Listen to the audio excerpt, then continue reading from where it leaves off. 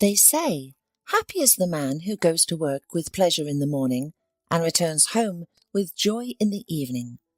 According to this formula, Hugh was unhappy in all respects. In the morning, he usually had to overpower himself not to cry out, going to his hated job at the shopping centre, and in the evening he sadly trudged home, knowing that he would once again be nagged by his wife, and even worse, his mother-in-law.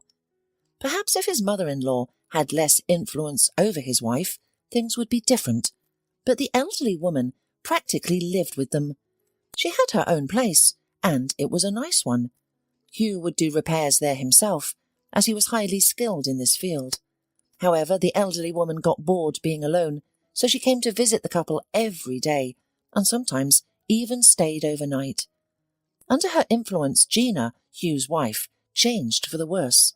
She constantly nagged her husband, accusing him of all kinds of faults and failures. It wasn't always like this. Hugh used to earn decent money doing repairs and was the head of his team. They had plenty of orders and could choose the most lucrative ones. But one day he suffered a setback. He was hit by a car and lost his health and ability to work. His leg was broken and he had an excruciating back pain. He spent a long time recovering and was unable to work. Initially, his wife took care of him, but as soon as she realized that the money was running out, she distanced herself from him. She was accustomed to the good life, and the prospect of poverty frightened her. She didn't work herself and had no intention of doing so. When Hugh married Gina, his mother-in-law, Mrs. Weller, warned him that her daughter would never work. Let other women work like horses if they couldn't find a decent husband. A smart woman will never work, and my daughter is smart. And if you suddenly can't provide for her, well, there's no point in talking to you, she said. The young man was so in love with Gina, his green-eyed blonde wife, that he was willing to give her the world. He worked tirelessly, fulfilling her every wish.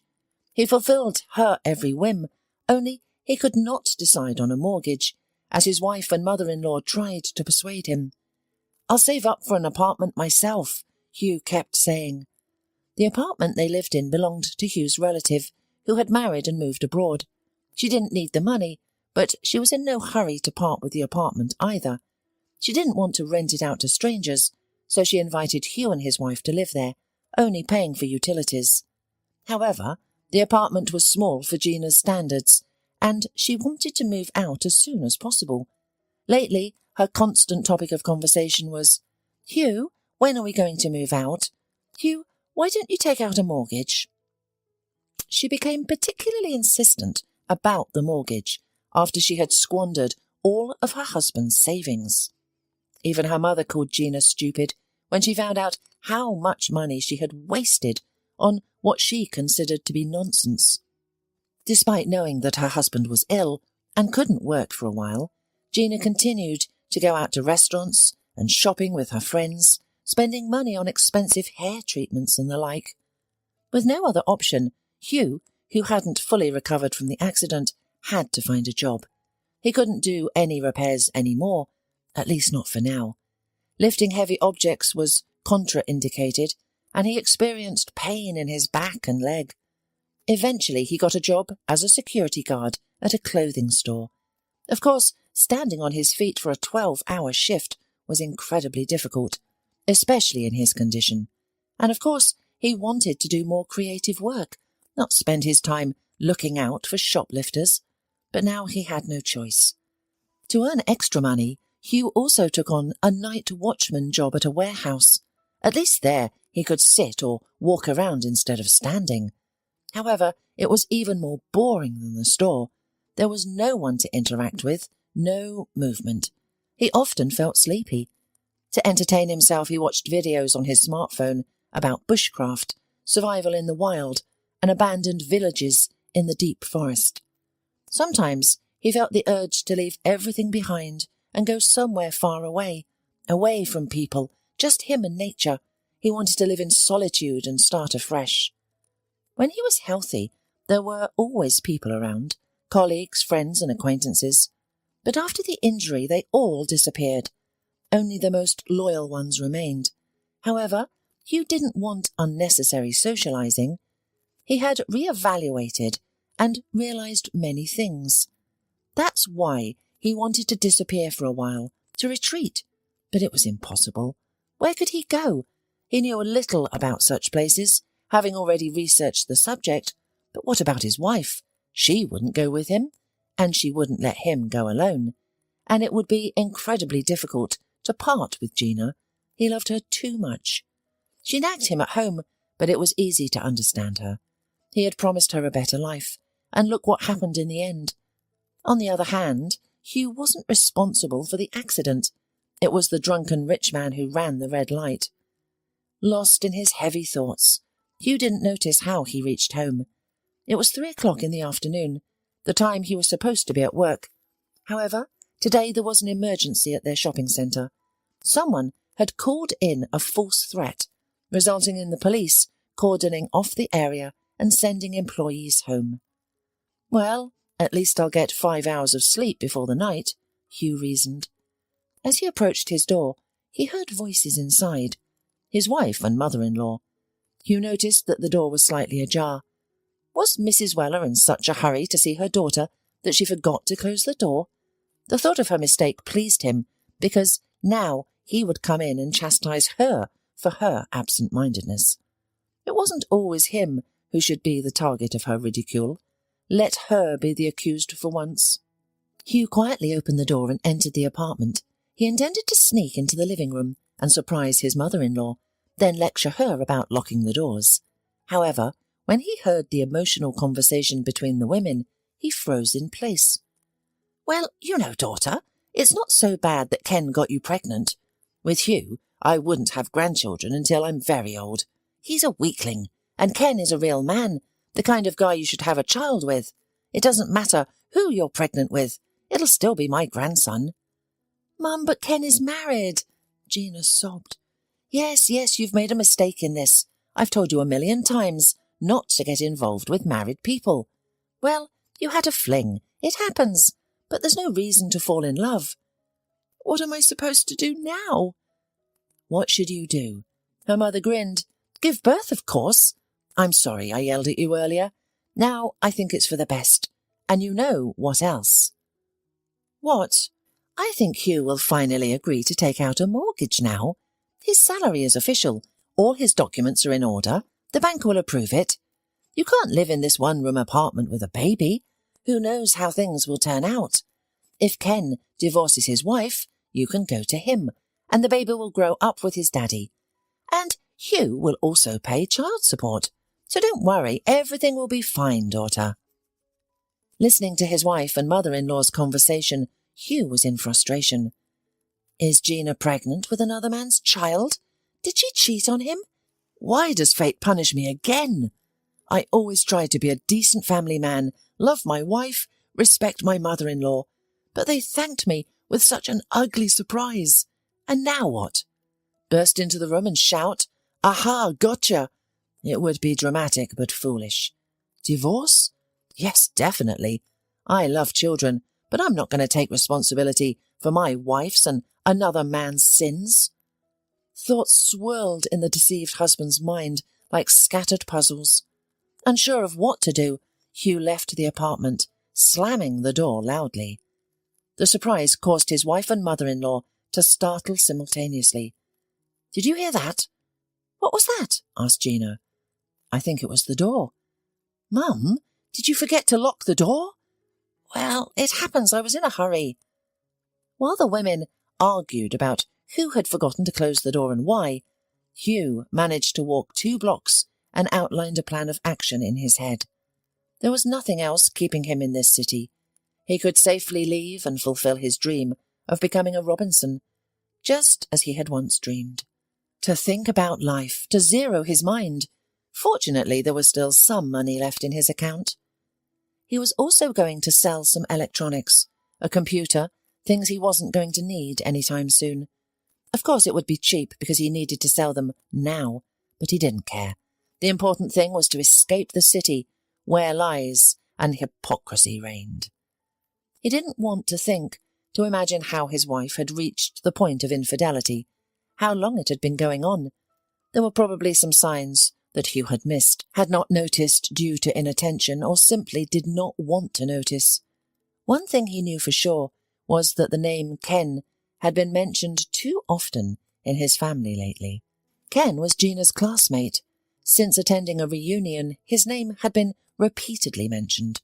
At first, Hugh even rejoiced that his wife had such a wonderful friend. At that time, he himself was unable to take care of his wife, as he believed she deserved. He couldn't help her with anything, take her out or do something for her. So it was great that there was a man who was willing to take care of her. Hugh didn't even dare to doubt his wife's fidelity, especially since Ken was also married, with a family and children. But it turned out that this was not a barrier to infidelity. After withdrawing all money, the man went shopping at the tourist store and bought a complete outfit for surviving in the wilderness. Of course, he didn't plan to actually survive in the forest. He wanted to find an empty house somewhere in a backwoods village and live there without news, internet, or contact with the outside world. He bought many things from the store: a large backpack, similar to that of a mountaineer, a sleeping bag, ropes, a gas burner, a knife, and boots. He even had to call a cab because he couldn't carry everything himself. Gina was speechless when Hugh brought all his stuff home and started lovingly looking at fishing rods, lanterns, sturdy hiking boots, and other accessories. "What the hell is this?" roared the mother-in-law. "And you, Mrs. Weller, relax. Don't get worked up. You're expecting a grandson." "And how do you know?" gasped Gina. "A magpie brought the news," sarcastically replied her husband. "Hugh," sang affectionately to her mother-in-law. "Well, why are you spoiling the surprise?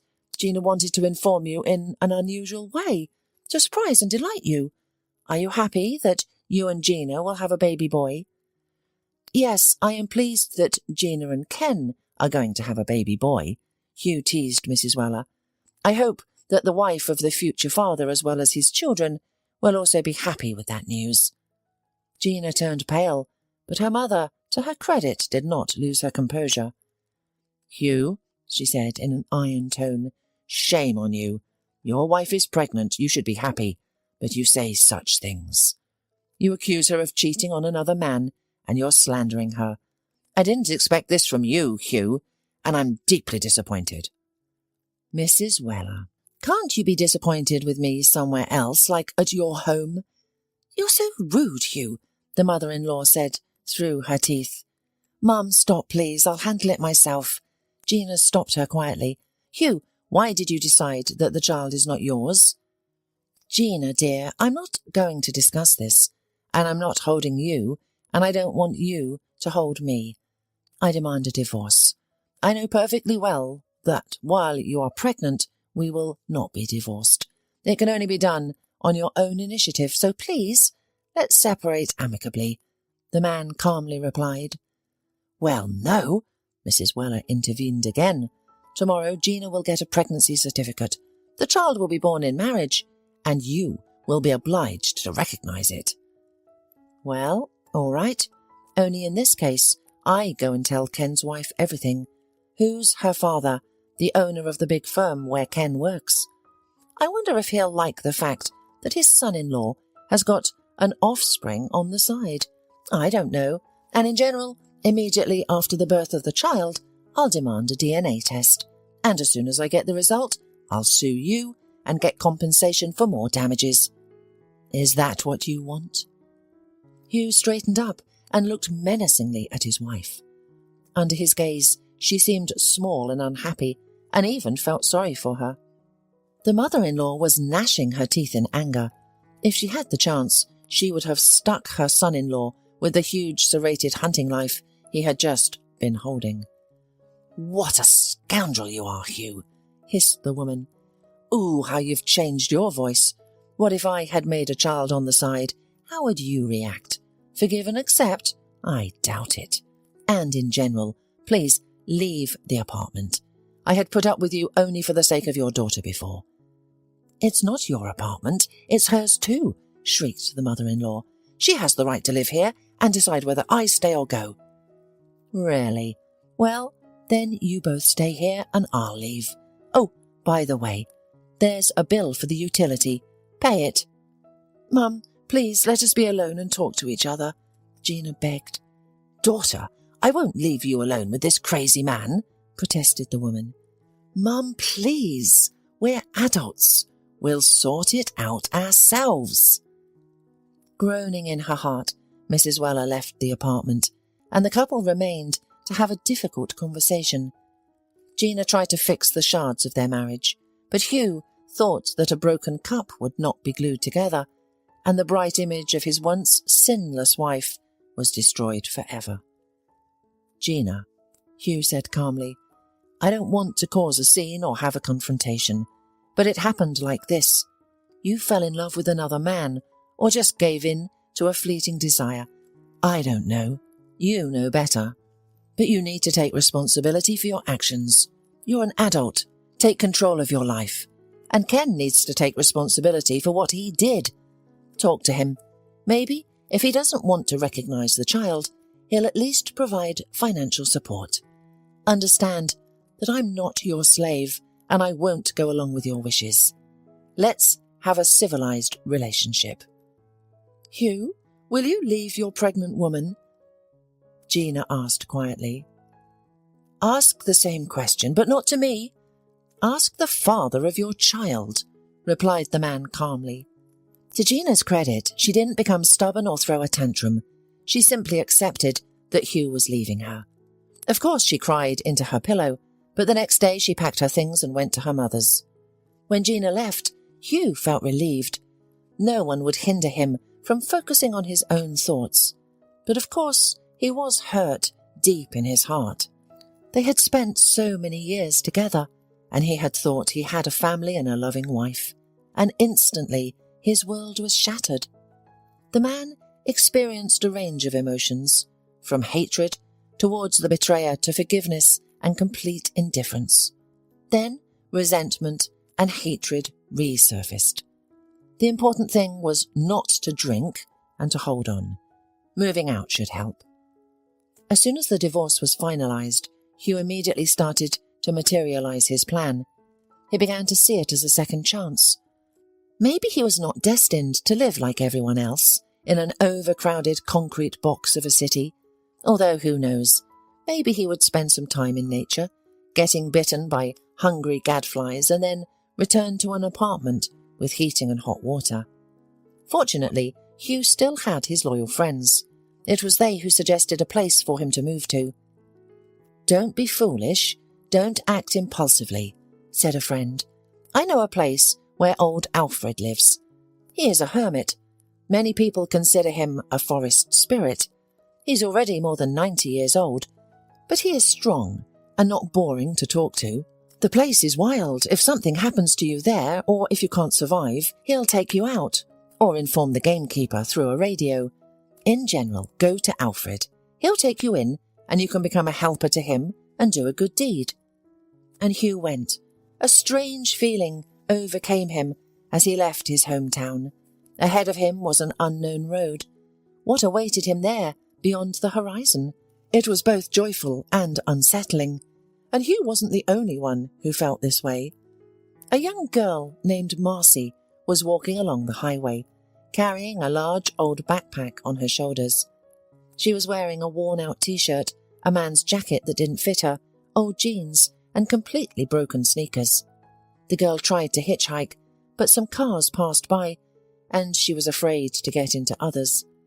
It was dangerous for a girl to travel alone, but Marcy had no other choice. She had escaped from a nightmare that made any highway maniac seem like an angel. Marcy spent her childhood in a prosperous family. However, after her mother's death, her father turned to alcohol, quit his job, and rapidly spiraled downwards, dragging his children with him. Then the head of the family brought home a stepmother, a downcast, marginalized woman who had no place to live, but nevertheless she was eager to teach everyone and command everyone. The stepmother quickly turned their apartment into bedlam, and Marcy's older sister hurriedly fled the place after getting married, while Marcy stayed behind. She tried to seek help and protection from friends, but always returned home. Despite his alcoholism, Marcy still saw her father as a kind man, remembering the times when he was normal. Growing up in such an unhealthy environment, Marcy struggled to finish school and was unable to pursue further education.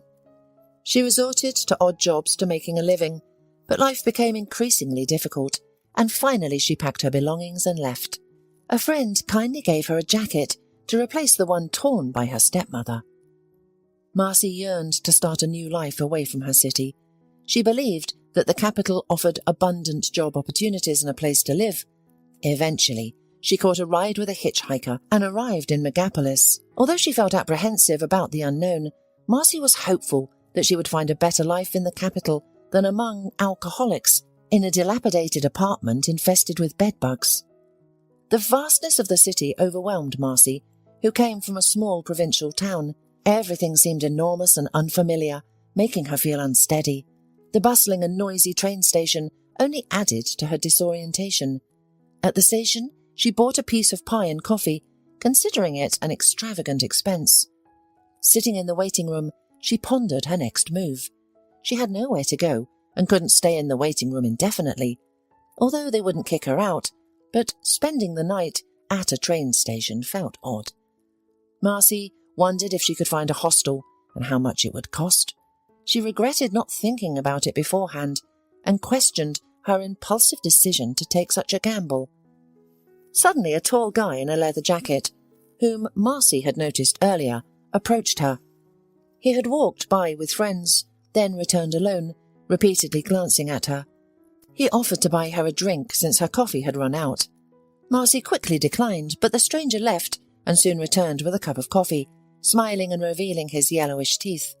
He handed her the cup, saying, "Here you go, or you'll have to eat the pie dry." The girl thanked the guy for the treat, and he introduced himself as Dan. He gave Marcy mixed feelings, something unpleasant, yet trustworthy. "Listen, Marcy, have you ever lived in a motorhome?" "No." The girl shook her head. "Would you like to?" "I don't know. I haven't really thought about it." "Why don't you come with us? I'm staying with some friends outside of town. You won't have enough for a hostel anyway, and we'll help you out. In turn, you'll help us in a feminine way. No, don't get me wrong. You'll be cooking the food and cleaning the cages." "Cages?" Marcy was surprised. "Yeah, didn't I mention it? We transport animals. All sorts of foxes." "Foxes? Do you have a menagerie?" the girl wondered. "Well, you could say that." The guy shrugged. "No, I still don't agree," Marcy replied after considering, and to avoid further bother from the guy, she said her goodbyes and left. "Marcy, we have a bear cub. It's small and affectionate like a puppy," the guy called after her. Perhaps he didn't anticipate such a reaction from her, but the girl stopped and looked at the boy attentively. "Bear cub?" she questioned. Dan hurriedly approached her and whispered, "Yes, but it's illegal to keep a bear, so don't talk about it." "Don't even think about it. We're saving him. They killed his mother and brother and sent them to a restaurant. It's illegal to hunt bears with cubs, but the riches don't follow the rules, and this little guy was left behind. He would have died in the forest anyway." Marcy's mouth dropped open in surprise. Her opinion of Dan dramatically changed. It turned out he was a good person who saved animals. "All right," Marcy replied. "I'm in." "Okay, let's wait for my friends then," said the guy. They left the station building, walked a short distance to the designated spot, and started waiting for the car. Soon Dan's friends arrived. There were two of them sitting in a used SUV. "Hello," Marcy greeted politely. "Well, hello," the scruffy guy replied. The other, a bald man with a big nose, simply nodded. They invited the girl to get into the car. Marcy hesitated. For some reason she didn't like these men, but she didn't know anyone else in town, so she got in the car. As soon as the SUV started moving, Marcy realized there was no turning back. Initially, fear gripped her heart, but soon she realized that the guys, despite not being the most attractive, had no intention of harming her. But it turned out they were taking her far away from town. Marcy felt tense. They took several turns through a wooded area until they reached a clearing. There was a small camp set up, with tents, trailers and vans. "This is our temporary camp. You could say we're nomadic people, haulers of sorts. We transport animals. It's fun with us. We're not animals, we don't bite," the scruffy guy attempted to joke. Marcy shivered. She didn't like the place or the people, but it was too late to turn back.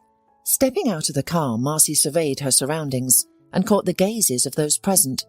Unpleasant men with tobacco-stained teeth and obviously loved to drink. However, she smiled politely at each of them, not wanting to turn them against her. The young girl felt uncomfortable in the company of men, but Dan assured her that she would be safe here. And indeed, the girl was well taken care of. They provided her with a comfortable sleeping place in a separate tent, and of course they showed her their charges. Mostly foxes, unhappy and frightened, locked in cramped cages.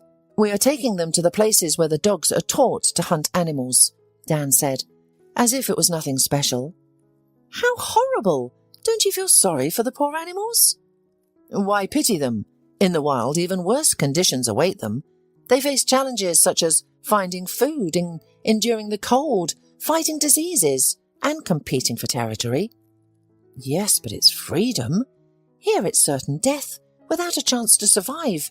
And personally, I would ban hunting." Marcy frowned. "You're thinking with your female brain," Dan grinned. "Firstly, controlling the animal population is important, and hunters fulfill that mission. Secondly, hunting is ingrained in men. If we stop hunting, we'll become weak. Do you understand?" "No." The girl shook her head. "I don't understand that." "But you eat meat, drink milk and enjoy eggs, don't you? Have you ever considered the cruelty involved in meat and dairy production? Trust me, we're much less cruel than some farms. Come on, let me show you a bear cub."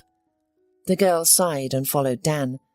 Opening the van door, he revealed a small cage with a frightened bear cub inside. "Oh, it's so cute," whispered Marcy. "Can I hold him?" "You can, but be careful, he might bite. And, by the way, I have a stun gun." "Are you going to shock him?" Marcy couldn't believe what she was hearing. It was so cruel. "Look, why is he locked up? It's daytime. Maybe he could go for a walk. Put him on a leash and let him roam around. Or at least put his cage outside in the sunshine. Let him breathe fresh air." "No, I can't. He gets nervous. And then I can't calm him down. But when it's dark, he's calm. I'll give you a bottle. You can feed him milk." Dan walked away and soon returned with a dirty feeding bottle. "But milk is cold," said the girl, holding the bottle in her hands. "It's fine. It won't catch cold. It can drink it safely." Dan laughed. But the girl didn't obey. She heated the water and held the bottle in the pot to warm up its contents a little. Then she opened the cage and carefully picked up the bear. The frightened baby, with a large dark spot around its eye, resisted weakly. It seemed powerless. It didn't even immediately respond to the milk the girl offered. "I think he has diarrhea," Marcy observed. "Really? Bear disease? That's not good. By the way, we have a wealthy client who ordered him. He's paying a good amount of money. Therefore, as a token of appreciation for your shelter, clean his cage and wash him," said Dan, and went off to attend to other men, leaving Marcy to take care of the little bear. After feeding him, she found a wash basin and used it to wash the poor creature. The bear cub grumbled and complained in his own bear language, but didn't attempt to bite. "You're a good one," Marcy soothed him. "My little one, where's your mummy? Why are you alone?" His mummy and little brother have become gourmet meals. The wealthy people enjoy bear meat. Even foreigners come and try it, and they're delighted. One of the campers chuckled. Marcy didn't say anything, but pressed her lips together and walked away from the unpleasant man. What a terrible camp and some wicked men. Marcy realized she didn't want to stay there. No, they're not just hunters. They're torturers. "Dan, is all of this legal?" she asked the lanky acquaintance from the train station as she finished cleaning the cage. "Well, in fact, it's better to stay out of sight of the police and the zoo volunteers. On the other hand, who's going to punish us?" Dan hummed. Even the higher-ups find amusement in hunting, baiting, and consuming wild meat. We are an important part of this, so even if they catch us, they'll lose our case somewhere in the system." "I see," the girl sighed. Tonight, Marcy persuaded Dan to allow the little bear outside. Although it was tethered, it was still a better option than being confined to a cage. As the people gathered around the campfire, the intoxicated with drinks men started trying to impress the girl with their jokes and banter. However, their humour mostly revolved around crude and offensive toilet humour. During an emotionally charged conversation, one of the campers asked if Marcy wanted to see how bears in circuses were taught to dance. Curious, Marcy replied, "Show me, but only if it's humane." The camper eagerly obliged. Before Marcy could fully comprehend what was happening, the camper scooped up a shovel full of hot coals and threw them on the ground. He then placed the bear cub on the burning coals, restraining him with a leash to prevent escape. The poor baby bear let out pitiful roars, cried loudly, and desperately tried to escape the painful ordeal. Meanwhile, the tormentor turned on some music. "Look, he's dancing!" the camper exclaimed with satisfaction. After a few more sessions like this, he'll dance without the coals whenever the music plays. Horrified, Marcy screamed, "Stop! Please!" She attempted to rush to the bear's rescue, but was restrained by Dan's arm. "Have you never been to a circus? That's precisely how bears are trained there," Dan replied callously. Marcy screamed and struggled, desperate to end the torture. Her heart ached at the sight of the innocent bear cub dancing on the burning coals. "Stop!" she suddenly exclaimed.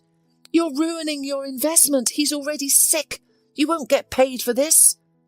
"Enough," Dan agreed, and nonchalantly placed the bear back into its cage. "That's it, Marcy. Go to bed too. I don't need any hysterics here." While the men stayed by the fire, Marcy retired to her tent. She locked it securely to ensure no one would disturb her. However, sleep eluded her. She couldn't stop thinking about the sick bear cub and the caged foxes. Suddenly, she felt someone attempting to break into her tent. "Who is it?" the frightened girl asked. "It's me. Dan, open up. I'm coming in anyway," he slurred in a drunken voice. Reluctantly, Marcy unlocked the tent. Memories of similar intrusions during her childhood with her father flooded her mind. His friends would knock on her door. Back then she would lock the door and that's it. But now she had to open the tent to avoid angering Dan. "What do you want?" Marcy asked, pretending not to understand why he had come. "Let's chat," the drunk suggested. Dan sat down beside her and placed his hand on her knee. "I'm tired," Marcy mumbled. "Just stay sitting or lying down a bit," he said, trying to roll Marcy onto her side. "What are you doing?" the girl protested. "Marcy, I want a little love," he said with an unpleasant smile. "Oh," Marcy realized. "So why didn't you just tell me you were interested in me from the beginning? I would have at least have freshened up. As it is, I'm not shaved, unwashed, and wearing not clean underwear." "Yuck!" Dan grimaced, clearly disgusted. "That's accurately what I'm saying. Yuck. Let's do this another time. I'll clean up and tomorrow you can come back. I'll give you a real treat. But for now, just go, okay? You're no good to me when you're drunk. And tell your friends to leave me alone." "All right. If you deceive me, you'll regret it. Got it?" "Yes, I understand. I won't deceive you," Marcy said casually, even though fear began to make her jaw tremble. Admittedly, the girl didn't expect her tactics to work. It wasn't easy to get rid of drunken men, yet somehow she succeeded. "I must leave here tomorrow," she vowed, "and I'll save the bear." After waiting until everyone was asleep, she went to the vans, intending to open the cages and let the foxes out. But everything was locked so securely that the saviour's attempts led to nothing. She had to go back to the tent, wiping away her tears of regret. Later, many years later, Marcy would go to that day and berate herself for not being able to help those foxes. In the morning, the girl approached one of the men and asked, "Listen, where do you want me to bury the bear?" "What do you mean, bury it?" the man exclaimed in surprise. "Well, he's not well. He's about to die," the girl said nonchalantly. "Come on, let's go and see," the man shouted. They opened the van and the cage, only to find the bear cub covered in a foul-smelling, suspicious coloured slurry. The bottom of the cage was also soiled. "What's wrong with him?" the man asked. "It seems like he has bloody diarrhea and vomiting, but it's your own fault. You made him sick by feeding him anything and everything and torturing him," the girl replied. "What's happening here?" Dan, who had approached, asked. "The bear cub's dying," the man replied. "Oh no, what should we do?" "There's nothing you can do," Marcy said dismissively. "He won't be here by evening. You've played a bad game." "But the client is waiting," the man exclaimed, grabbing his head. "I'll take him to Dr. Lynch," Dan declared. "Who's that?" the girl asked. "He's our veterinarian. He won't let him die," Dan replied, heading towards the car. "Wait, I'm coming with you," the girl said. "Okay, but then help me carry the cage," Dan said. No, I'll wrap him in a blanket and carry him in my arms," Marcy suggested. "Don't be silly. He'll make a mess all over the cabin. Put him in the trunk," the man argued. "Dan, do you want tonight to be like what I planned for you yesterday? Do you want that?" "Well then, don't argue," the girl said firmly. Reluctantly, he agreed. When Marcy got to the car, Dan, who was ready to leave, asked, "What do you need the backpack for?" "My stuff is in there," the girl replied, confused. No, leave the backpack," he demanded. "You have no right," Marcy resented. "I do, and I have the right to demand a guarantee. So put the backpack down. No one's taking it. No one wants your female belongings." Sighing, Marcy dropped the backpack on the ground and pushed it away with her foot. At least she had time to scatter her passport, money, and cell phone in her pockets. "Okay, let's go. We have to hurry." Wrapped in a blanket, the little bear grunted and fussed in his diaper as he stuck his muzzle out, his black nose moving restlessly, sniffing the air. "Look, I think he's already being active," said the guy. "Oh, really? He's vomiting blood. He doesn't know what's going on, so he's fussing." Fortunately for Marcy, the vet, whom Dan called Dr. Lynch, was in the capital. His clinic was private and small. Dan parked his car in the backyard, and he and Marcy went to the appointment together. "Dr. Lynch is in surgery. Wait a bit. He'll be free soon," the woman at the reception desk said at once. Marcy and Dan sat down on a bench in the corridor and waited. The bear cub fiddled in the blanket, then began to grumble and even tried to roar. "You're treating him like a child," Dan muttered, "and for nothing. He's not a man, he's a beast. They grow up fast. Just a little more, and he'll be huge, ready to bite your head off. My brother used to hunt bears, and he felt as if it wasn't he who was hunting the bear, but the bear who was hunting him. One day the bear trapped us. I barely got away, and my brother got half his head blown off in one blow. He's a killing machine, not a kitten or a puppy. Understand it. We'll get the money and forget about him." Marcy listened silently and began to choke. She opened her mouth, trying to gulp at least a little air, waving her hand and bulging her eyes. It was obvious that the girl was in a panic. "What's wrong with you?" Dan asked, worried. "Asthma." The girl barely managed to utter a word. "What should I do?" "An inhaler," Marcy said with difficulty. I need an inhaler. It must have fallen out in the car. Please bring it back soon. It's on the floor. It must be somewhere on the floor."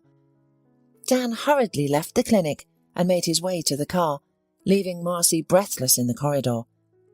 As soon as she estimated that he had turned the corner of the building, her breathing returned to normal, and she quickly moved away from the clinic, running in the opposite direction of the parking lot. She didn't have a plan, only a vague idea of how to free the little cub from his tormentors and deceive Dan by pretending she had asthma. The rest was uncertain. Earlier that morning she concocted a repulsive mixture of zucchini, ketchup and roadside mud. She smeared this disgusting mess on the bear and the bottom of the cage. Marcy worried whether the baby would lick it off, But he was smarter than that and didn't touch the foul substance. She presented this mixture as vomit and bloody diarrhea. Deceiving those scoundrels was easy, but now what? Should she find some animal rights activists? But who's to say they would be trustworthy? Marcy had seen news reports about criminals pretending to be anyone, and she also feared they might turn her into the police. It was all very unsettling for her. Initially, Marcy aimlessly walked between buildings trying to get further from the clinic and Dan. She avoided the main road and hardly noticed the weight of the furry baby she tightly held in her hands. But eventually exhaustion set in, and besides the cub started growling hungrily. Marcy bought ready-made baby milk and sat on a bench to feed him. The bear cub was still covered in the grimy mixture she had used to portray his illness. While it happily slurped his food, Marcy surveyed her surroundings. She found herself in an old neighbourhood filled with old buildings. Some windows were boarded up, others were broken or missing entirely. There was not a soul in sight, no children playing or kittens roaming around. The absence of old ladies sitting on benches or people smoking near the driveway was eerie. Feeling unsafe, Marcy decided not to linger in the street and made her way to the entrance of one of the buildings that looked abandoned. The creaking hinges opened the front door, allowing her to enter the building uninvited. What she saw inside was perplexing. Even in the dim light, Marcy could tell that the doors to all the apartments were broken or ajar. Some were wide open, revealing the disarray within. Fear gripped Marcy's legs, making it difficult to move. Suddenly she heard footsteps coming from downstairs. Being on the second floor, Marcy panicked, thinking it might be Dan. In a moment of fear, she rushed into the first apartment she could find. The terrified Marcy stood in the hallway for a moment, then mustered the courage to explore further. Her heart pounded, feeling as if it were held in the icy grip of fear. She cautiously entered the kitchen and was horrified by what she saw. The drawers were intact, but utensils were scattered on the floor, as if there had been a raid or a search. The refrigerator, which had been unplugged, was slightly ajar, emitting a repugnant smell of spoiled food. Suppressing a gag reflex, Marcy ventured into the room. The furniture was broken and belongings were strewn about. What on earth happened here? Marcy nervously wondered, deciding it was best to leave the suspicious apartment. When she went out to the stairwell, she heard those people again. She became afraid and decided to try her luck at the next door. Upon entering the apartment without hindrance, she saw the same scene. All things were in place. Clothes were lying around. It was as if people had been evacuated, rushing. There was even a cup of dried coffee on the table. They were in such a hurry that they didn't take books, photos, cosmetics or furniture. It was terrifying. Marcy found herself in a terribly mystical state, causing her whole body to shake. It felt as if she had entered a parallel world where everything was strange and dangerous. The bear suddenly became unbearably heavy, causing the girl's hands to ache. Just don't drop it, thought Marcy. Deciding to go up one more floor, Marcy entered another abandoned apartment. To her surprise, it was empty, although the repair work appeared new and expensive. The apartment had light-coloured laminate flooring, light-coloured walls and a mosaic-lined bathroom with a combined toilet. Inside, there was an impressive shower cabin.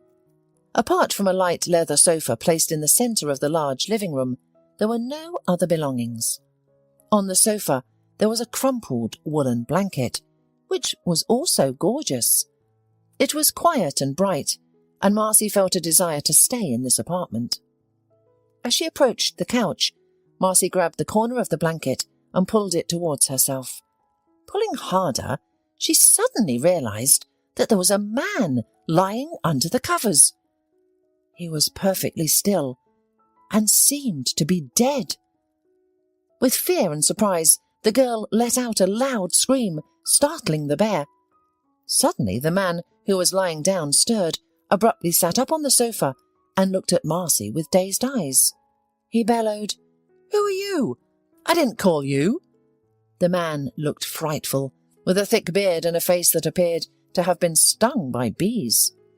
Screaming once again out of fear, Marcy rushed to the door and didn't even notice how she quickly overcame 2 flights of stairs. She thought she heard the sound of footsteps coming after her from downstairs. There was no staircase leading to the attic, and all the apartments on the last floor were closed. In desperation, the girl cried out, "Help!" At that very moment, the door of one of the apartments opened, and a sturdy elderly man appeared on the threshold, wearing a t-shirt, slippers, and colourful trousers. In his hand, he firmly held an axe, which, judging by the expression on the grandfather's face, seemed ready to be used at any moment. "What's wrong?" he asked. "I'm being chased," shouted the girl. "By whom?" "I don't know." "Come into the apartment, quickly," said the grandfather, as he remained standing in the stairwell. "Who's there?" he barked a question to those below. "It's us, Mr. Kosh, us. We're not doing anything wrong," came a high male voice. "Yes, Mr. Kosh, we're not doing anything wrong," echoed another voice. "Well, behave yourself," Mr. Kosh relented, "or I'll deal with you quickly." He entered the apartment and closed the door. "Come in, don't be afraid, these are the local bums," he said to a bewildered Marcy. "What happened, Ben?" asked the elderly woman who appeared from the kitchen. "Oh, Sarah, don't worry. Those fools frightened the girl." The elderly man shrugged. "And why is she running around here?" asked the wife, apparently not intending to address the guest. "Well, we'll ask her that now. Put the kettle on, Sarah." The woman obediently shuffled into the kitchen, and the elderly man gestured for Marcy to follow her. The girl looked around confused. It was an ordinary apartment, clean and cosy, but with old repairs. It was a typical apartment where elderly people lived. "What do you have there, daughter? A dog or something?" asked the man, poking at the grumbling blanket that Marcy clutched to her chest. "Oh, and you won't give me away?" pleaded Marcy. "No, what's the matter? Why are you afraid?" "Oh," sighed the girl, and she spread the blanket on the kitchen floor, revealing a bear cub. The bear, tired of being swaddled, immediately started shaking its head and stretching out its paws. "Bear!" gasped the elderly woman. "Well, not a bear, but a bear cub," the elderly man clarified thoughtfully. "Where did you get it? Did you steal from the zoo?" "Oh, of course not," sighed the girl. "I took him from some very wicked people. They wanted to kill him. His mum was killed, his little brother too, and they wanted to torture him. And also foxes. They almost kidnapped me too. They have all my things." "And where are your parents?" asked the man. "My mother is dead. My sister doesn't care about me, and my father has already gone mad from drinking with my stepmother." "Poor child," sighed the elderly woman. "Well, sit down to drink tea. There's some apricot jam. Here, help yourself."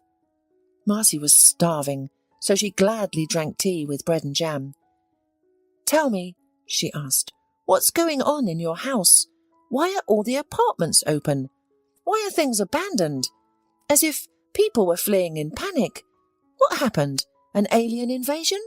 Some kind of mysticism I don't understand." "Oh, this." The man waved his hand, not stopping to consider the little miracle that was swarming on the floor of his kitchen. "So, it's simple here, no mysticism, just a resettlement." "What?" Marcy didn't understand. "Resettlement," the elderly woman repeated in syllables.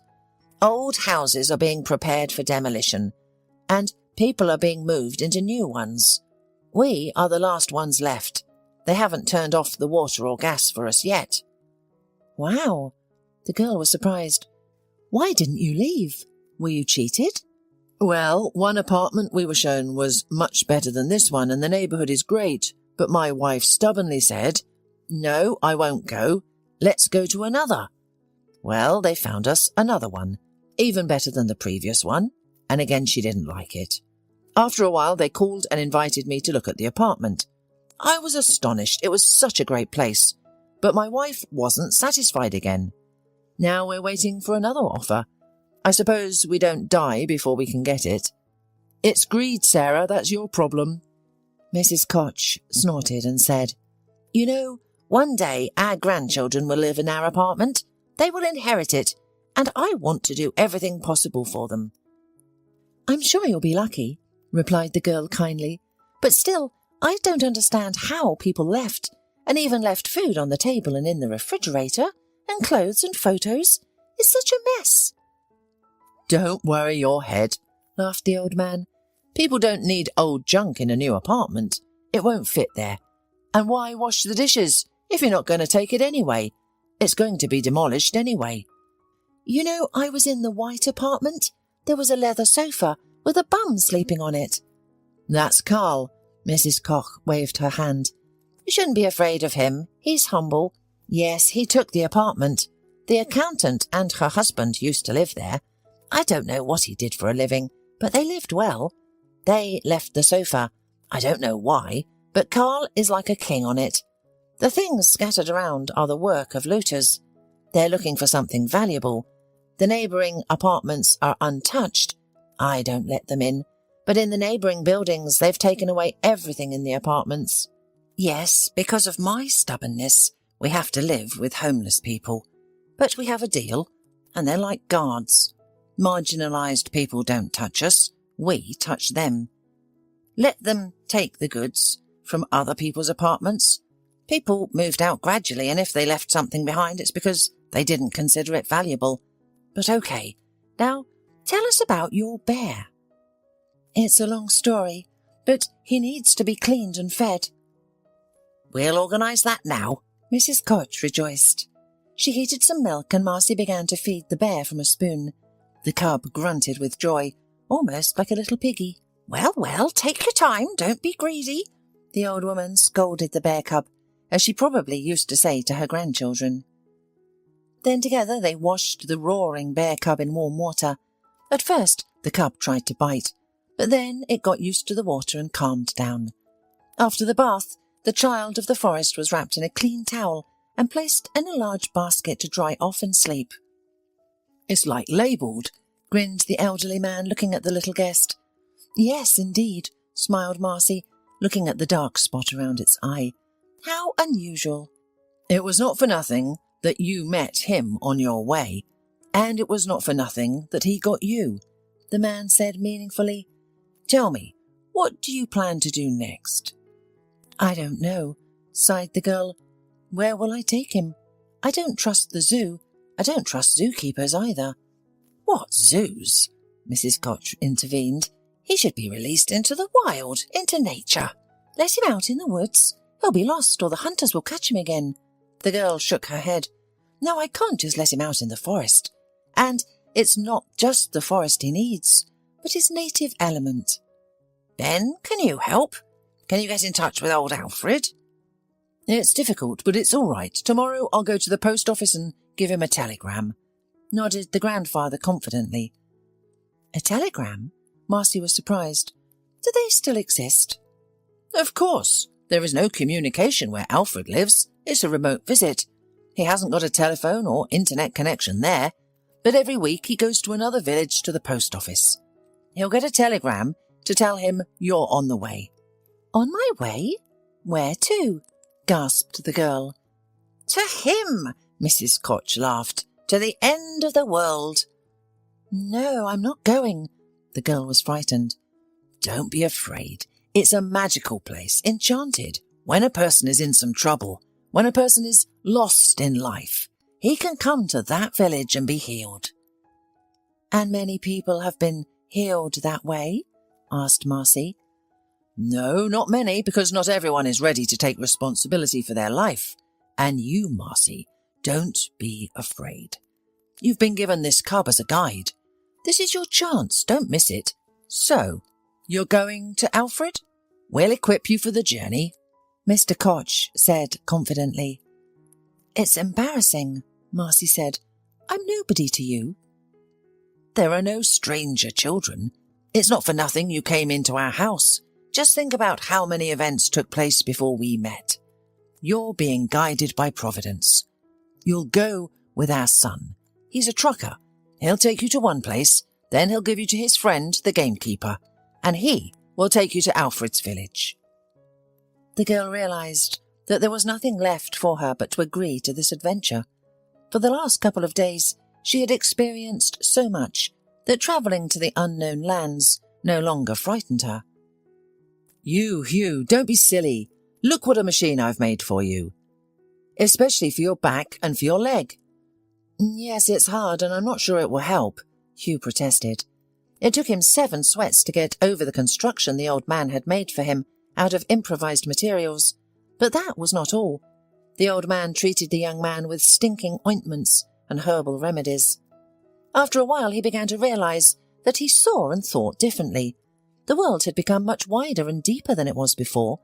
The former problems, limitations, and complexes receded into the background. "It's nothing," Alfred repeated. "I'll put you on your feet." Hugh, who had survived the betrayal, liked it here in the wilderness. No fuss, no acquaintances, no social games, only primitive life. And nature was better than any psychotherapist. The experience he gained cannot be overestimated.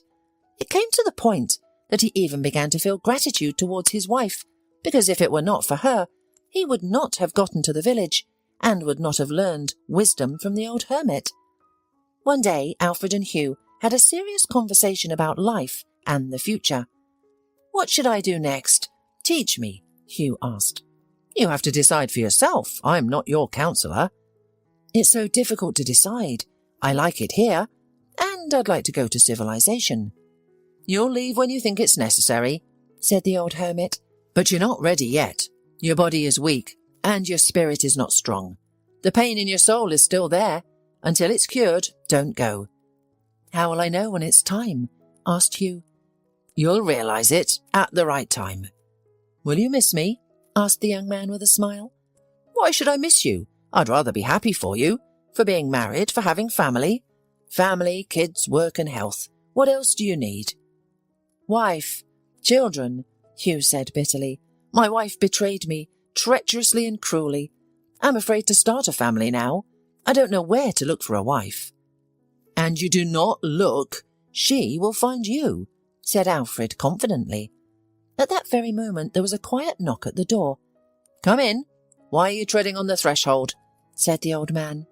The door creaked open and a young girl entered the room. She appeared to be ordinary, but pretty at the same time. She held a bear cub in her arms, and from the tension in her arms, it seemed the cub was heavy, and she wanted to put him down on the floor. Hugh jumped up from his chair in surprise and immediately lost the ability to speak. He felt embarrassed and smiled foolishly. The girl herself was also embarrassed and didn't know what to say. "There," she said quietly.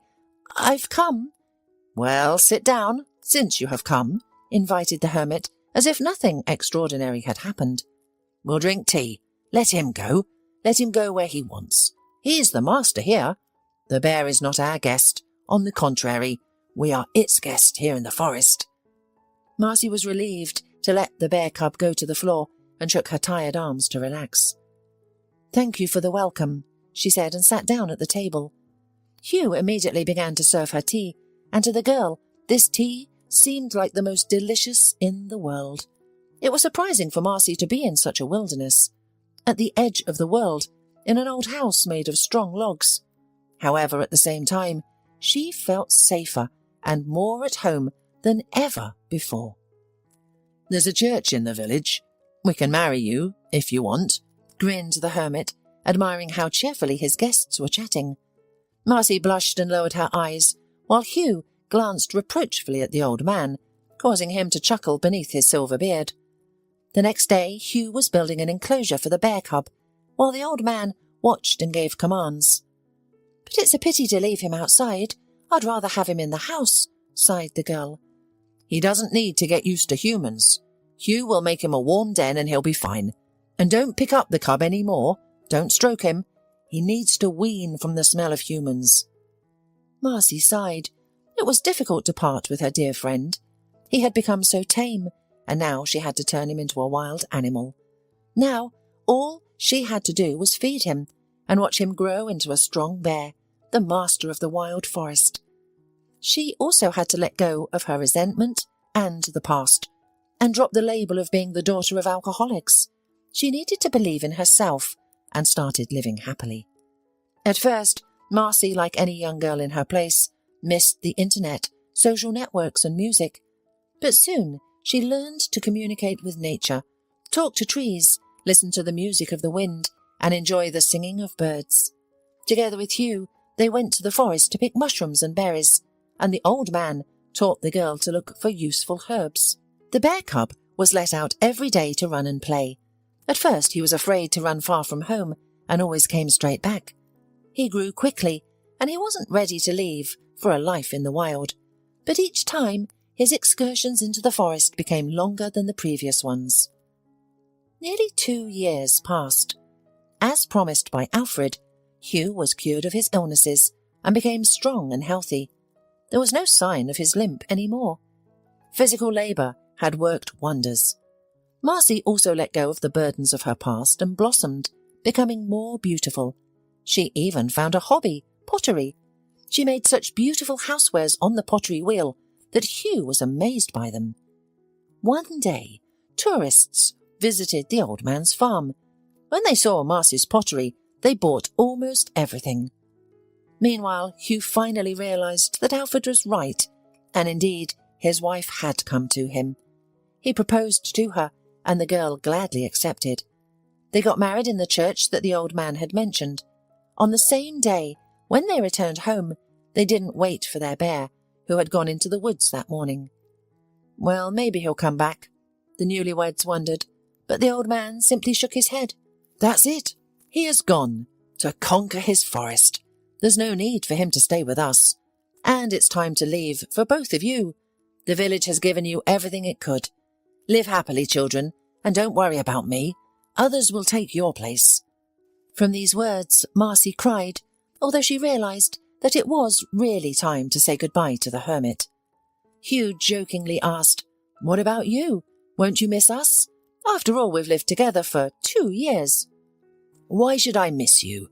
The hermit was surprised. "I will only be happy for you, that you live well and in harmony. And don't miss me, too. Just be happy for me when you remember me." The newlyweds didn't delay their departure. They bid farewell to the house, nature, and the old man, and set off for their new life. Initially, life wasn't easy for the young couple in the city. They had to adjust to urban life from scratch. Hugh rented the cheapest apartment because he had very little money left from his meagre savings. Marcy had some money from selling pottery, but she spent it on clothes because she wanted to look beautiful in the city. "Here come the social games," Hugh laughed. "The main thing is that our love boat doesn't get wrecked by everyday life." Fortunately, that didn't happen. Hugh quickly resumed doing repairs for customers and started earning a decent income. Marcy initially focused on her creativity, pottery art, and then began combining pottery wheel and studying. Hugh supported her in all her endeavours. One day, while walking down the street, Hugh pointed out an elderly couple to his wife. They walked hand in hand, as if they were young. "Look, isn't it great? I wish we could have that kind of relationship when we're old." Wait, Marcy said thoughtfully, and ran up to the couple. "Oh, Mrs. Koch, Mr. Koch," she exclaimed joyfully. "I'm so happy to meet you." "Marcy!" The old couple rejoiced. "How are you? You look marvellous." "Oh," the young woman sighed, "if you only knew how you influenced my life. And this is my husband, Hugh. By the way, tell me what happened to you. Where are you living now?" "Well, Sarah was right," Mr. Koch said. "They gave us such a gorgeous apartment, it's like a palace. But our grandson complains that parking near us is costly." "Well, I may have gone a little overboard," the old lady admitted and laughed. After saying goodbye, Hugh and Marcy promised themselves that they would do everything to maintain the same kind of relationship when they grew old. Meanwhile, on the other side of the country, there was another scene. The phone rang sharp and shrill, catching the men surprised. One of the men roughly nudged Dan in the side. "Wake up, the boss is calling." Dan reluctantly picked up the phone. "Hello? Yes. Bear meat? It's out of season, it's forbidden. The gamekeepers are keeping an eye. Do you have frozen bear meat? The customer wants it fresh." "Oh, I understand. I'll get it, I promise." Taking their rifles and all the necessary equipment, the poachers got out of the SUV and headed back into the forest. The gloomy trees closed in behind them. A sense of foreboding gripped all 5 members of the team. They wandered through the forest for a long time and suddenly came across a trail. A bear trail. "Well, that's it. We need to kill the bear so we can return with the spoils, get the money, and live without worries. At least for a while. Let's split up. We have to surround it or it will escape," Dan commanded. The poachers scattered, and suddenly a bear's roar and a man's scream was heard from somewhere on the right side, quickly silenced. "Damn it," whispered one of the hunters. "I don't want this kind of happiness." He screamed and rushed to flee, but before he could run a few meters, he fell into a wolf pit and was left bleeding, pierced by sharp spikes. Apparently, the gamekeepers hadn't noticed the trap set by other poachers and hadn't removed it in time. The third poacher, like the first, also went after the bear and immediately received a fatal blow. Dan was nervous, fidgeting. He realized that something had happened to his team. He made the trigger ready and began searching for the target amongst the trees. There it was, the beast trying to escape. Dan aimed and pulled the trigger, but the gun didn't fire.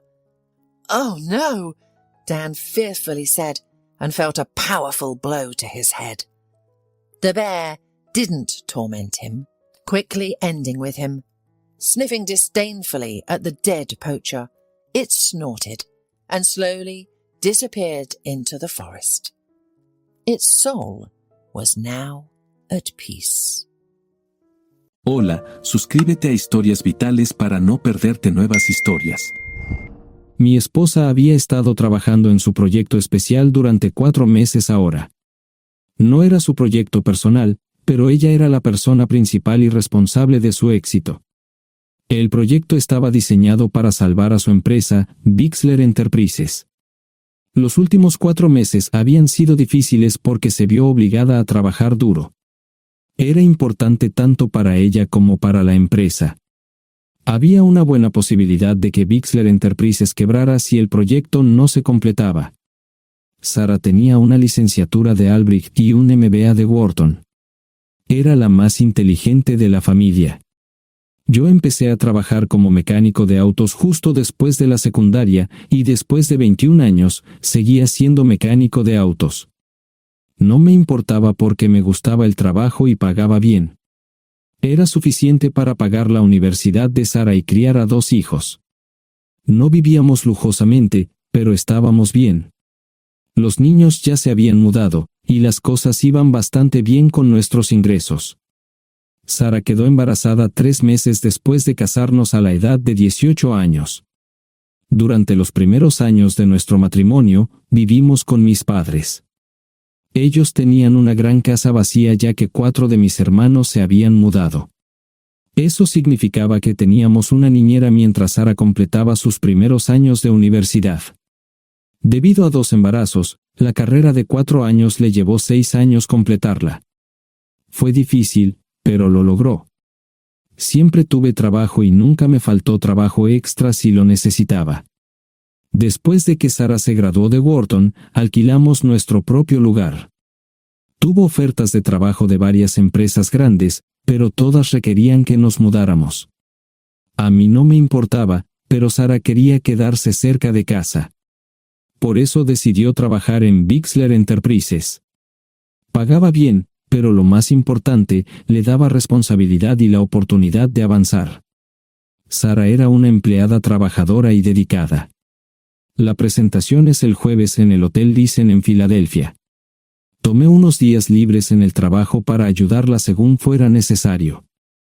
Al final, todo lo que logré fue hacerle algo de comer cuando llegaba a casa. No sabía nada sobre su trabajo, ni tampoco quería saber, los negocios corporativos de alto nivel me aburrían. Empresarios de Europa, Asia y América del Sur venían aquí, la empresa pagaba sus boletos de avión y proporcionaba habitaciones en el Hotel Thyssen mientras estaban aquí. Era caro como el infierno, y por algunas cosas que Sara había dicho, la empresa estaba sobreestimando sus finanzas. Su presentación era importante para ella, para la empresa y para más de 200 empleados. Hasta el martes por la noche, todo iba bien. Sara llegó a casa con un traje nuevo, un traje gris con una blusa blanca. Desplegó todo lo que necesitaba en la cama de la habitación de invitados. Cuando se trataba de la limpieza de la casa, ella era normal, pero cuando se trataba del trabajo, era meticulosa. No entendía por qué necesitaba sacar su ropa interior de lujo, pero no dije nada. Además de su traje para la presentación, tenía varios vestidos de cóctel lindos para eventos sociales antes y después del evento. Siempre había evitado tales eventos, pero me sentía obligado a ir con ella si ella quería que lo hiciera. Me agradeció la oferta, pero dijo que no era necesario. Todos los materiales y equipos que necesitaba estaban guardados ordenadamente en el maletero de su Volvo. Antes de salir del trabajo, ella misma conducía el coche para asegurarse de que todo estuviera en perfectas condiciones. Tenía todo el día miércoles para prepararse y toda la noche del miércoles para socializar con sus invitados. Sara era tan buena en lo que hacía que sentía que habría sido mejor si simplemente me hubiera mantenido alejado de ella. Finalmente, había terminado. Lo había revisado y vuelto a revisar todo. Todo lo que necesitaba ahora era una ducha caliente y una buena noche de sueño. Supongo que mi error fue que empecé a revisar sus cosas después de que Sara comenzara a ducharse. Pensé que estaba ayudando, pero resultó ser lo contrario.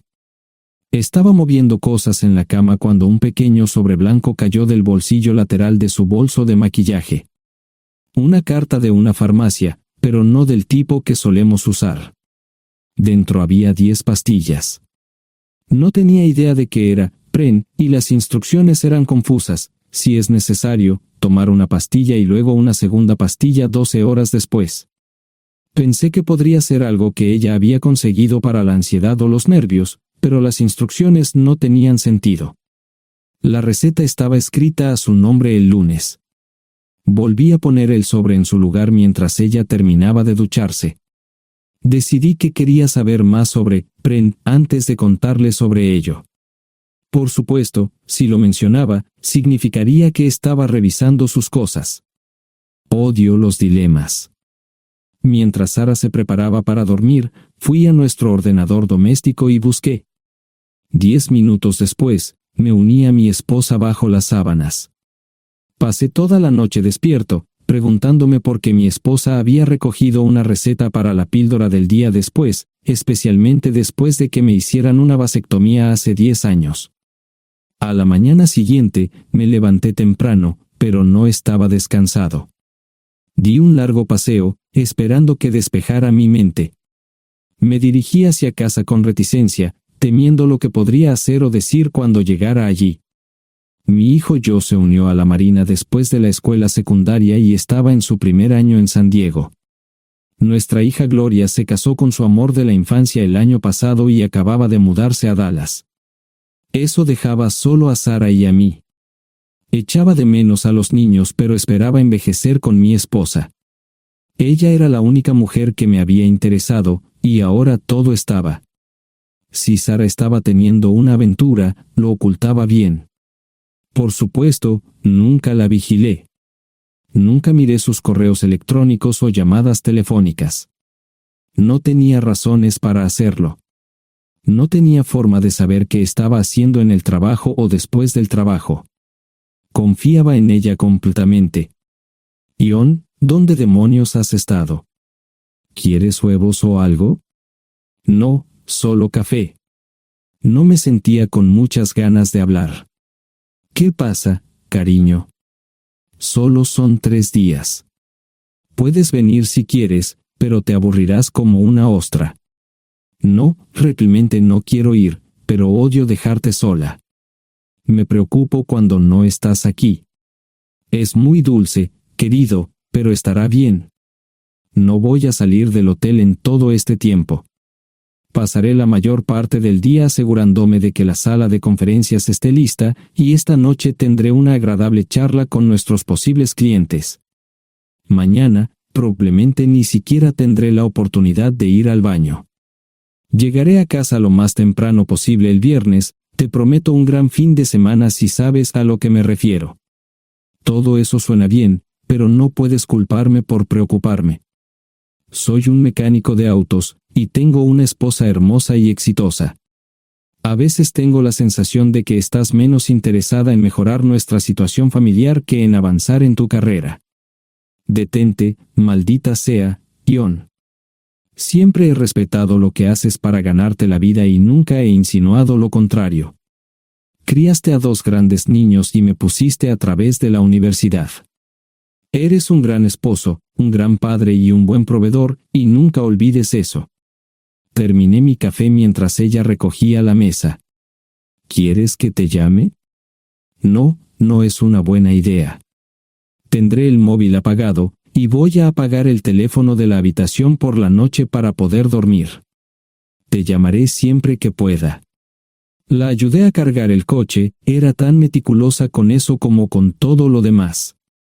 Trabajando, le llevaría 3 horas llegar al Hotel Thyssen. Me quedé en el porche y la vi marcharse. No me molesté en preguntarle por las pastillas. Pasé el resto de la mañana en el porche. No recuerdo haberme preocupado tanto como ahora. Me sentía pequeño e insignificante. Me sentía fuera de mi liga. Era un tipo de pueblo con un trabajo mediocre y una esposa exitosa. Era una combinación equivocada. Debería haberlo notado antes. Me sentía estúpido. El mejor traje que tenía era una chaqueta azul y un par de pantalones. Al menos tenía algunas corbatas, aunque tenían 10 años de antigüedad. Acababa de terminar de vestirme cuando sonó el teléfono fijo. Oye, cariño, solo quería avisarte de que llegué bien. ¿Tuviste un buen viaje? Supongo que el tráfico no estaba demasiado denso.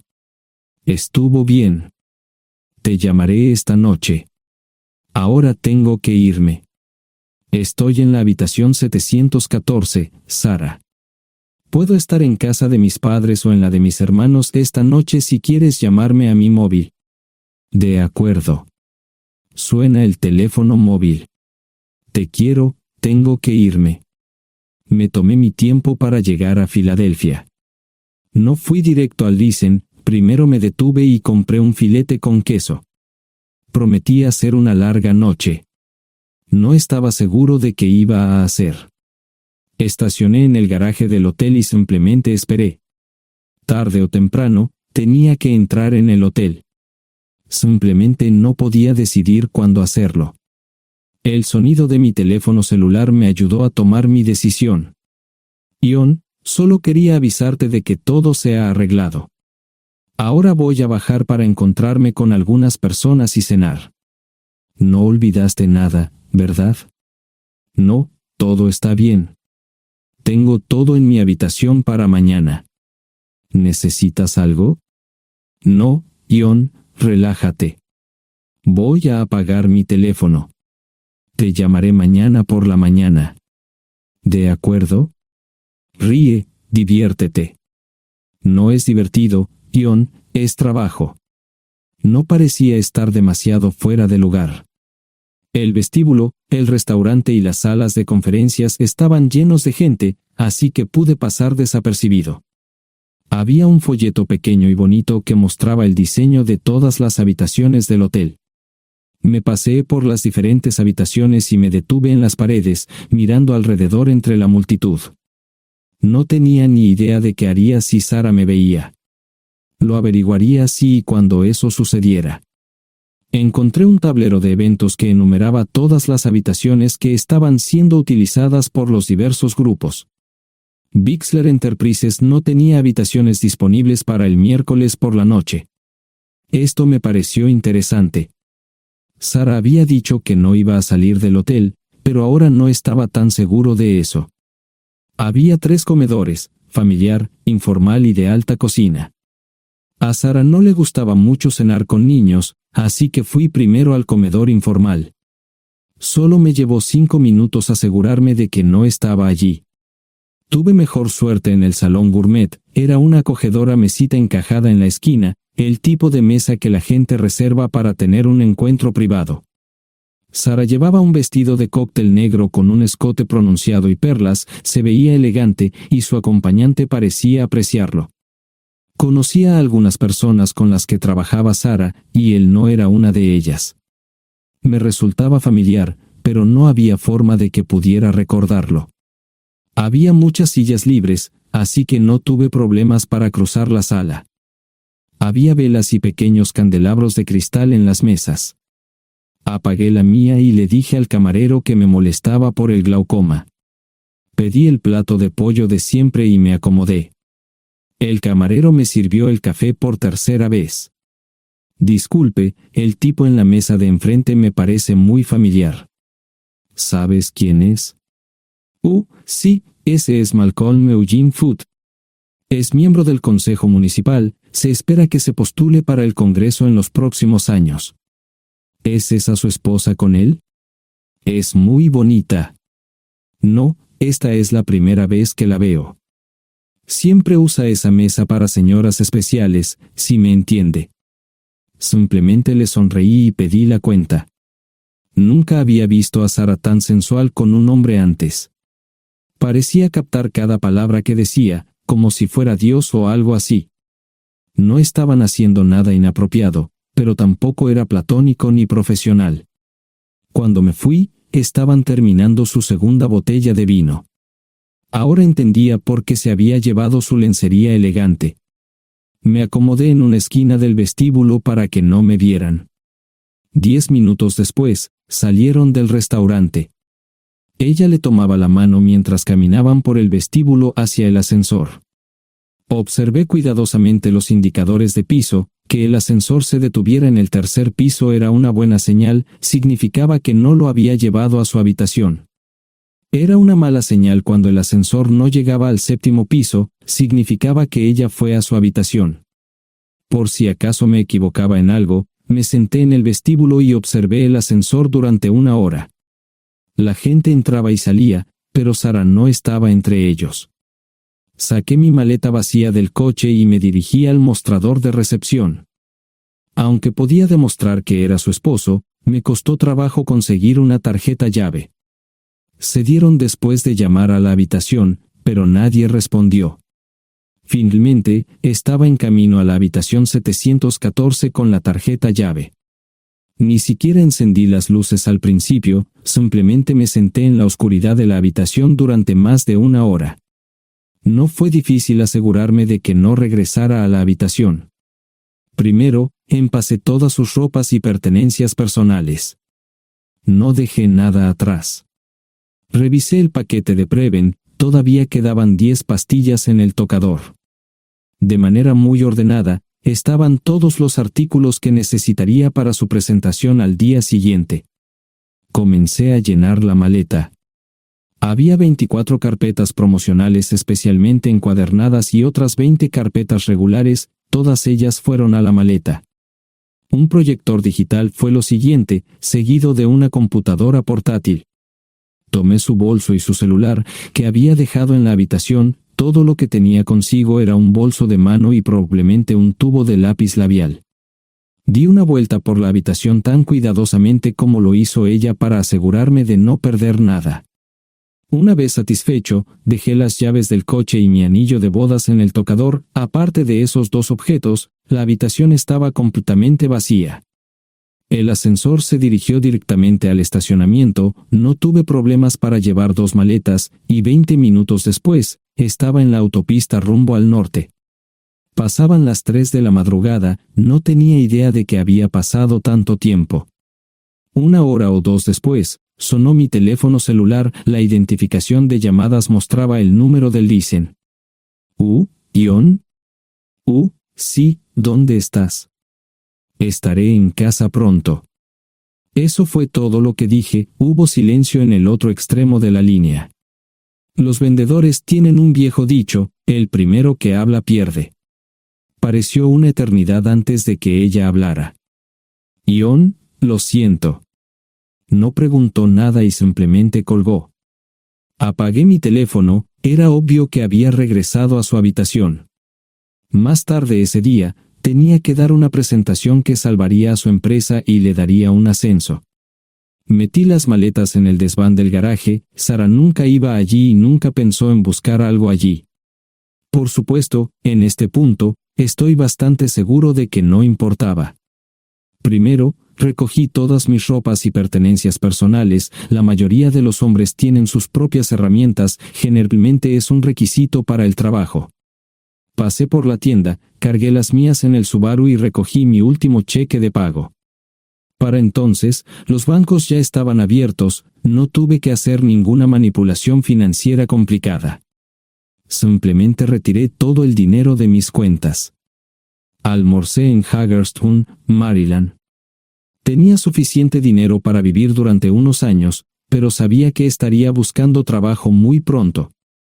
Sara y yo éramos parecidos en eso de que a ambos nos encantaba trabajar. La voy a extrañar. Pasé un par de horas en las cuevas del Uray y alquilé una habitación cerca de Whitewell. No tenía idea de qué iba a hacer. Era sábado, y me encontré sentado en el acuario de Chattanooga, observando la naturaleza que nunca había visto antes. Pasé unas horas simplemente relajándome y decidí que era un buen lugar para estar. Compré un pase anual para el acuario y, para la hora de la cena, tenía un lugar donde quedarme. Era un remolque móvil en el parque, pero estaba amueblado y era económico.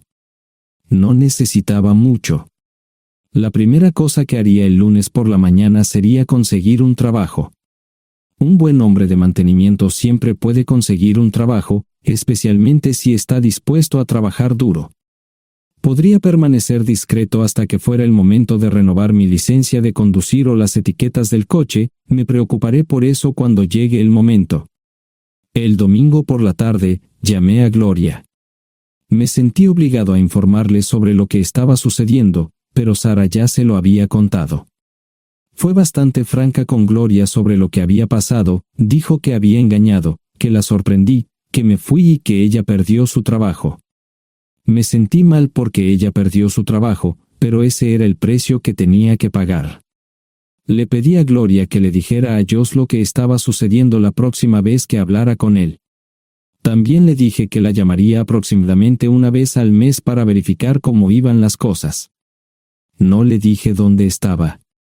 Para el mediodía del día siguiente, tenía un trabajo. En realidad, estaba a poca distancia del parque de remolques, con el Waffle House a mitad de camino. ¿Qué más podría querer un hombre? No sé cómo manejaron el papeleo, pero me estaban pagando $20 por hora sin hacer preguntas. Estaba feliz, y ellos también. Ni siquiera tendría que tocar el dinero que traje conmigo. Unos 2 meses después, Gloria me informó que Sara se había mudado de la casa y estaba viviendo con sus padres. Gloria no sabía nada más, pero estaba feliz de que estuviera estable y le estuviera yendo bien.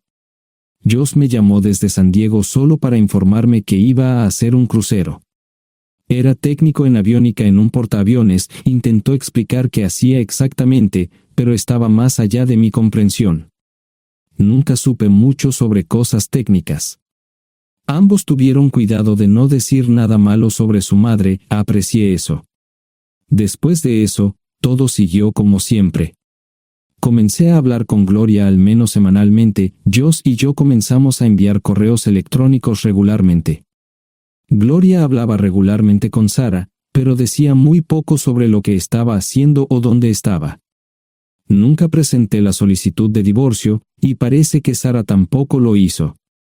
Tengo una licencia de conducir de Tennessee y las etiquetas en el Subaru. Comencé a frecuentar un bar local un par de veces al mes y tuve encuentros casuales. 2 mujeres se alternaban como mis compañeras nocturnas regulares. No buscaban compromisos, y yo tampoco. Parecía funcionar bien para todos nosotros. La vida era buena. Eso fue hace mucho tiempo, y gradualmente olvidé a Sara. Con el tiempo, el Subaru comenzó a darme problemas. Había olvidado cuánto tiempo había pasado. Tenía más de 200,000 millas. Estaba reflexionando sobre esto con una jarra de cerveza un día cuando me di cuenta de que habían pasado casi 5 años desde que me fui de casa. Mantuve un contacto cercano con ambos hijos. Gloria ya tenía 2 hijos propios en este momento y quería que los visitara. Josh casi se casó con una mujer tailandesa, pero en el último momento, se negó. Por lo general, trabajaba 6 días a la semana y usaba el domingo para recuperarme del sábado por la noche. No había ninguna buena razón para que alguien llamara a la puerta de mi remolque a las 6 de la mañana de un viernes. Su grosería fue recompensada por un hombre medio desnudo abriendo la puerta. Los calzoncillos del día son repugnantes, y la dama en la puerta, juzgando por la expresión en su rostro, estuvo de acuerdo conmigo. Ella apartó la mirada, pero su compañero no parecía impresionado. Norm habría usado pantalones, pero en un momento como este, los invitados me molestaron. Estamos buscando a John Terrell. No los conozco. Me llamo David Simmons, y esta es mi esposa Mara. Tenemos un problema y esperamos que nos puedas ayudar. Lo siento mucho, no trabajo a altas horas de la noche. Si necesitan algo relacionado con su auto, tendrán que ir a la tienda. Esto provocó varias miradas en blanco y finalmente una respuesta. No tiene nada que ver con tu trabajo, es más un problema personal. ¿Podemos entrar? El interior del remolque lucía desordenado, rara vez tenía invitados, así que rara vez lo limpiaba. Incluso mis novias insistían en que fuéramos a su lugar. Hagan como en su casa, déjenme ponerme los pantalones enseguida. Al entrar en el dormitorio, dejé la puerta abierta solo para mostrarles lo hospitalario que soy. También me puse una camisa. ¿Les gustaría tomar café? Solo tomará unos 10 minutos. Aparté algunas cosas del sofá para que pudieran sentarse. No hubo respuesta a la pregunta del café. Tenemos una hija adoptiva de 4 años y otra de 2 que necesita un trasplante de médula ósea, y esperamos que nos puedas ayudar. Estamos dispuestos a pagarte si es necesario. ¿Con mi médula ósea? No, queremos usarla y estamos dispuestos a compensarte por cualquier inconveniente. Creo que quieren comprarla. Estaba actuando como un listillo, y de repente me di cuenta de ello. Estas personas eran serias, tenían un problema real y estaban buscando ayuda. Lo siento mucho, no quise interrumpir. Por favor, continúen. Nuestra mejor oportunidad de encontrar un donante es un familiar cercano. Eres nuestra mejor esperanza. Mira esto. No quiero ser un grosero, pero creo que se equivocaron de persona. ¿Cuándo nació su hija? Cumplirá 5 años en julio. Marche Simmons habló por primera vez, y sonó sincera. Odio ser el portador de malas noticias, pero me hice una vasectomía hace 15 años. No hay forma de que pueda ser su padre. ¿Por qué tu nombre estaba en el certificado de nacimiento? No puedo responder eso, tal vez deberían preguntarle a su madre. Esa afirmación fue recibida con silencio. Sentí pena por estas personas, pero no sabía cómo ayudarles. ¿Cuál es el nombre de la madre? Sarah Lise Terrell. No encontraba las palabras. Tal vez no debería haber tomado esas malditas pastillas de ella, por supuesto, entonces esas personas no tendrían una hija en absoluto. Todo lo que pensaba que había superado el dolor, y aquí está de nuevo, viejos recuerdos de mi esposa teniendo relaciones sexuales con ese maldito político de Filadelfia. Estaba empezando a olvidarlo todo, y ahora estaba de vuelta. Maldita sea. Ahora entiendo y pido disculpas por mi grosería e insensibilidad. Haré todo lo que esté en mi poder para ayudarles. En primer lugar, porque no puede Sara hacerse un trasplante de médula ósea. Médicamente, no puede. ¿Por qué no? Es madre, tiene que ser una donante adecuada. Ella es una donante adecuada, pero está demasiado enferma. Los médicos se negaron siquiera a considerar utilizarla. ¿Enferma de qué? Está muriendo de insuficiencia hepática. Le quedan menos de 6 meses de vida. Esto no tiene sentido. Siempre ha estado perfectamente sana. Además, no creo que un hígado enfermo le impida donar médula ósea. El hospital no aceptará su firma en el formulario de consentimiento. ¿Estás diciendo que hay algo mal en su cabeza?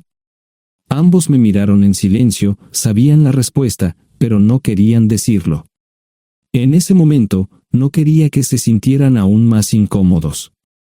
Hace 10 minutos, no me importaban, pero ahora sentía que tenía que protegerlos y ayudarlos. ¿Cómo sucedió esto?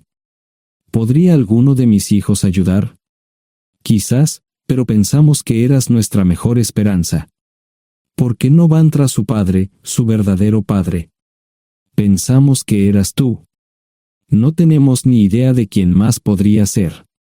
Sara no nos dijo nada sobre otro posible padre. De hecho, ella no estaba en condiciones de explicar nada, agregó Mara. Obtuvimos la mayoría de nuestra información de la agencia de adopción. Tuve que preparar café y hacer pis, permítanme un momento. Dejé a mis invitados sentados mientras preparaba el café. Solo tomó unos minutos. Mientras se preparaba, fui al baño, algo que necesitaba hacer urgentemente. Traté de ser discreto, ya había avergonzado lo suficiente a Mara. ¿Dónde viven? En Westchester, Pensilvania. Les haré una oferta. Si les digo quién es el verdadero padre de su hija, deben prometerme que lo perseguirán sin descanso hasta obtener lo que desean. ¿De qué estás hablando? El padre de su hija es un político prominente en Pensilvania. Por supuesto, negará todo y probablemente les proporcionará documentos legales para detener sus esfuerzos. Si acuerdan presionar lo suficiente para que él admita que la niña es suya, podrán avergonzarlo y obligarlo a hacerse un trasplante de médula ósea. Eso es lo que quieren, ¿verdad? Sí, claro, pero ¿cómo hacemos eso? No lo sé. Soy mecánico. Trabajo con metal para ganarme la vida.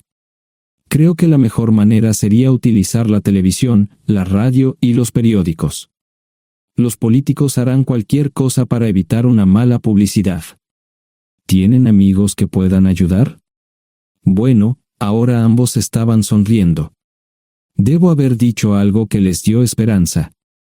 Creo que podemos hacer esto. ¿Quién demonios es él? Malcolm Eugene Foote. Se postula para el Senado de los Estados Unidos. Apuesto a que hará cualquier cosa para evitar una mala publicidad. El café estaba listo, pero David y Marchen no podían esperar para llegar a casa. Antes de irse, les dije cómo ponerse en contacto con Gloria y Joss en caso de que los necesitaran. Estaba seguro de que ayudarían. También les pedí que me dijeran dónde estaba Sara. Probablemente estaría en Pensacola antes de que ellos regresaran a Westchester. Me corté el pelo y compré una camisa nueva. Sara era una tramposa que arruinó mi vida, pero aún así quería lucir bien cuando la viera. Era otro remolque, pero esta vez era un bonito doble nuevo. Allí estaba su Volvo con una llanta desinflada y un parabrisas roto. La mujer que abrió la puerta no era Sara, parecía que la habían empapado fuerte y la habían dejado empapada. Tenía al menos 45, tal vez 50, y debió haber tenido una vida difícil. La falta de maquillaje no ayudaba y simplemente se veía horrible. No tuve la oportunidad de abrir la boca. Caray, si no es John Terrell. Nunca esperé verte aquí. Tuve que usar la vieja línea, me estás poniendo en desventaja. Sherry Hart. Pasa, entra. ¿Quieres una cerveza? No, pero gracias. Estoy aquí para ver a Sara. Sherry cruzó la habitación y se detuvo en el buffet del comedor. Aquí está, John. Mírala todo lo que quieras. Su mano señalaba una urna de latón que estaba en el centro del buffet vacío. Supongo que llegué demasiado tarde. No me moví, solo me quedé mirando el contenedor frente a mí. ¿Puedo tomar una cerveza ahora? Sara se mudó a Pensacola después de dar a su bebé en adopción. Compró el remolque con el dinero que recibió de Bixler Enterprises después de que la despidieron. Tenía una participación en las ganancias, 401k, y vacaciones y días de enfermedad. Eventualmente, consiguió un trabajo en una fábrica local de prendas de vestir donde trabajaba en el departamento de envíos. Allí fue donde conoció a Serry. Serry alquilaba una habitación de Sara. Cada centavo que Sara ganaba iba para el alcohol. Empezó con vino y gradualmente pasó a bebidas más fuertes, las más baratas. Eventualmente, perdió su trabajo debido a su alcoholismo y se vio obligada a usar sus ahorros. Nunca salió con nadie ni salió a ningún lado. Serry se quedó con ella, pagó sus servicios públicos y compró alimentos que Sara no comía. Le llevó más de 3 años quitarse la vida. Increíblemente, ella tenía un testamento y me dejó un doble remolque y un Volvo. Serry explicó que Sara estaba tan angustiada por lo que había hecho que simplemente se rindió. No intentó evitar el embarazo ni siquiera terminarlo. La adopción se había arreglado meses antes de que naciera el bebé.